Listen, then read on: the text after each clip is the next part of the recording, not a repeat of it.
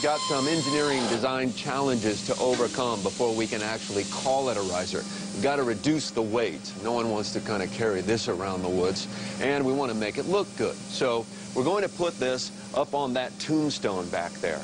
It goes in like this, and it'll come out like this.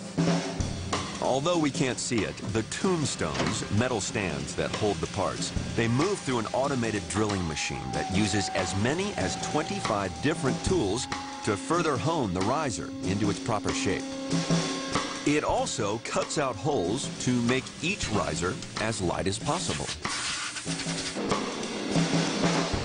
Then vibrating machines buff the metal with a super tough plastic, but one that won't damage a soft metal like aluminum. So here we have a bow and no wood, and they are hardly what Robin Hood and his merry men would have used to rescue Maid Marian from the evil sheriff of Nottingham. Now for the finish, Bowtech has perfected the art of creating a leafy look on their bows.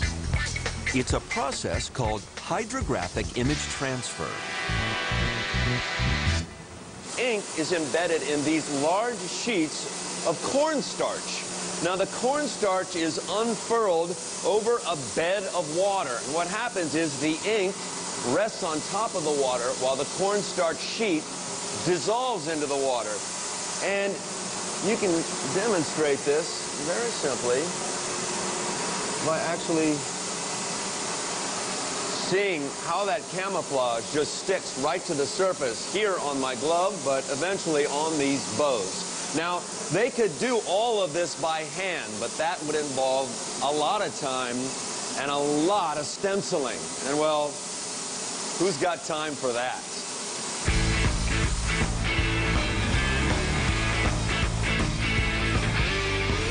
After they're dipped, the risers are washed to remove any starches from the original bath. Then they're dried, covered with a rubberized coating to protect from weather and scratching, and dried again. Finally, little touches are put on with an airbrush to make sure the camouflage looks artfully imperfect.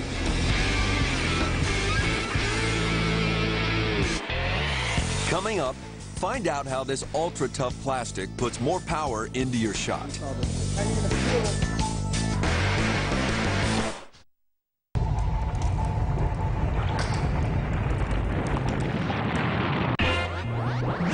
Travel to the coolest places. The engineering is the real star of the show. And take a glimpse into the future of science. Can you imagine running through your favourite computer game? Whether it's the latest in gadgetry, fingerprint security and TV, all in your phone. or just inventions that blow your mind. The whole technology behind this is designed to put a display in your periphery. What was once today is